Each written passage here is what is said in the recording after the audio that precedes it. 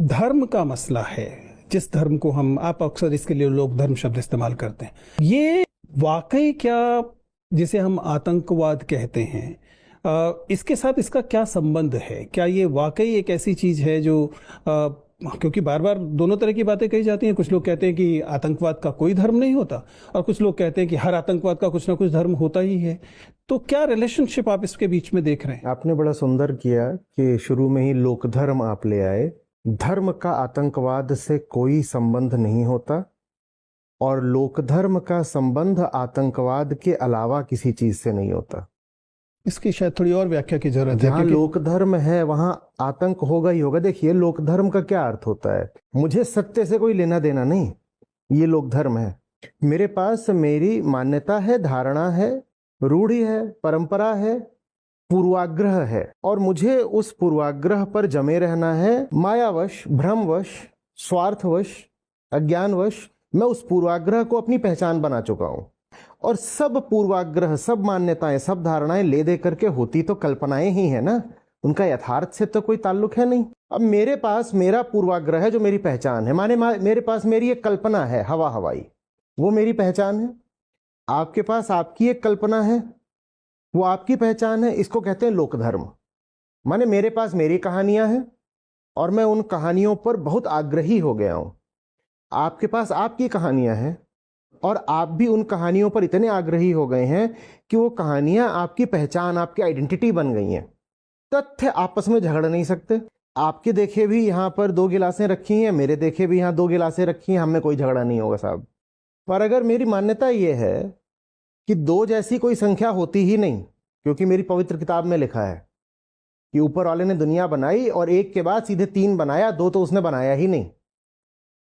तो यहां 2 गिलासें रखी भी होंगी तो मैं कहूंगा 1 है कि 3 है कि 5 है, कुछ भी बोल दूंगा। 2 तो होता ही नहीं ना। आप कुछ और बोल देंगे, आपने कह दिया 2 है, या आपकी भी हो सकता है किताब में कुछ और लिखी हो कहानी, आपने बता दी।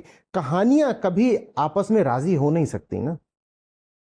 तथ्य आपस में बेमेल नहीं हो सकते, विसंगत नहीं हो सकते। तो जहां कहीं कहानियों को पहचान बना लिया जाएगा वहां आपस में संघर्ष तो होगा ही। लेकिन ये जो कहानियां हैं, अगर हम इस बहस में अभी ना भी जाएं कि किसने किसकी कहानियों को ज्यादा ताकतवर बनाने की कोशिश की है, तभी इतना तो सच है कि इन कहानियों ने जितना मेंटल स्पेस व्यक्ति और समाज के स्तर पर ले लिया है वो गैर अनुपातिक है। क्योंकि इन्हीं कहानियों में फिर स्वर्ग आएगा, इन्हीं कहानियों में नर्क आएगा, इन्हीं में अप्सराएं और हूर आएंगी, इन्हीं में शहीद हो जाना आएगा, इन्हीं में तमाम दूसरी चीजें आएंगी। और इन कहानियों से टकराने के लिए आपके पास या तो कोई ऐसा सत्य हो जिस सत्य पर सब सहमत हो सकते हो, ये भी अपने आप में कल्पना ही है कि किसी एक सत्य पर सब सहमत होंगे। सत्य सिद्धांत नहीं है। सिद्धांत पर वैश्विक सहमति बनाना, बिल्कुल आपने ठीक कहा कि बड़ा मुश्किल है। सत्य तो एक सवाल है जिसका जवाब अनंत है, जिस तक पहुंचना जवाब के तौर पर असंभव ही माना जाना चाहिए। सत्य का मतलब तो जिज्ञासा है, मैं जानना चाहता हूं। और कहानी का अर्थ है ऐसा हुआ, 1 था राजा 1 थी रानी, दोनों गए भरने पानी, रास्ते में मर गई नानी, खत्म कहानी। अब ये हो चुका है, ये फ्रोजन है, ये जमा हुआ है, इसमें जिज्ञासा क्या करोगे? ऐसा हो गया, बस सब ऐसा है। अब आप उसमें पूछ नहीं सकते कि राजा है ही क्यों राजा, राजा को किसने वोट दिया था कि वो राजा बने, और रानी में ऐसी क्या पात्रता थी कि राजा ने इसी को रानी बनाया। अब आप ये सवाल नहीं कर सकते। कहानी में सवाल के लिए कोई जगह नहीं होती, क्योंकि कहानी एक फ्रोजन चीज होती है, जमी हुई चीज होती है। कहानियों के साथ सत्य नहीं चल सकता। सत्य तभी चलेगा जब आपके इर्द गिर्द जो कुछ है आप उस पर सवाल उठाएं, पीछे भी जो चीजें आप मानते आ रहे हो आप उस पर ही सवाल उठाएं। पर अगर धर्म ऐसा हो गया है कि उसमें सवाल उठाने पर ही पाबंदी है, हम यहाँ पर किसी एक धर्म की बात सब धर्मों के साथ, मैं तो लोक धर्म की बात कर रहा हूं, वो यूनिवर्सल सेट है वो यूनिवर्सल सेट है, उसमें सब आ जाता है। जहां पर ये हो गया है ऐसा तो है ही है, जहां हिस्ट्री की जगह मिथोलॉजी आकर के बैठ गई है।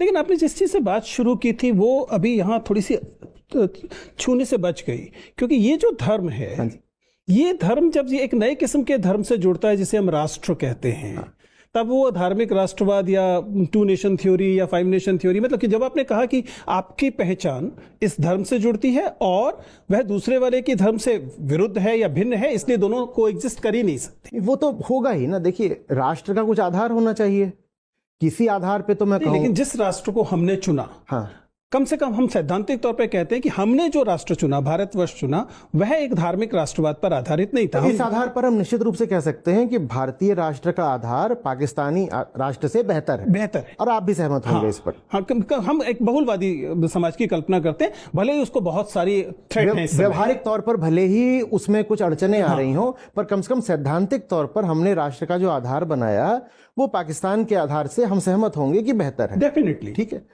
अब क्या होता है ना, मैं और आप, हम कह रहे हैं कि हमारी पहचान है हमारी कहानी। अगर हमारी पहचान हमारी कहानी है और इतनी केंद्रीय पहचान है वो कहानी कि कोई मुझसे मेरा नाम पूछे तो सबसे पहले मैं अपनी कहानी सुनाऊंगा। ठीक है। तो मैं और आप साथ रहना चाहेंगे और हम आप साथ रहना चाहेंगे। राष्ट्र बन गए हम। राष्ट्र क्या है? एक समुदाय ही तो है ना। 10 लोग इकट्ठे रहना चाहते हैं किसी एक विशिष्ट आधार पर, तो ये उनकी नेशनहुड बन जाती है। आधार ये है कि भाई हम इकट्ठे रहेंगे क्योंकि हम सबकी कहानी साझी है। बट अगर धर्म वह आधार नहीं होना चाहिए, जैसा कि मैं मानता हूं, जैसा कि आप मानते हैं, तो आदर्श तौर पर एक राष्ट्र की पहचान का आधार क्या होना चाहिए? भारत का संविधान सामने है। I am so grateful that you actually mentioned it, क्योंकि ये एक शानदार वजह है जिस पर हम चर्चा कर सकते हैं और कम से कम एक सहमति का एक शानदार बिंदु है। क्योंकि ये जो खूबसूरत किताब है, ये नहीं कहती कि हम इस धर्म की कहानी या उस धर्म की कहानी से देश को परिभाषित करेंगे। ये उस बहुलवाद की बात करती है और दूसरी चीजों की बात